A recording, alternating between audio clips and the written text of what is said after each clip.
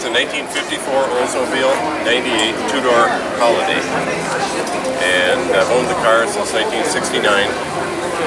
And it was my high school driver. So it didn't look like this, of course, when it was in high school. It had the white latex house paint with a brush to get her all one color.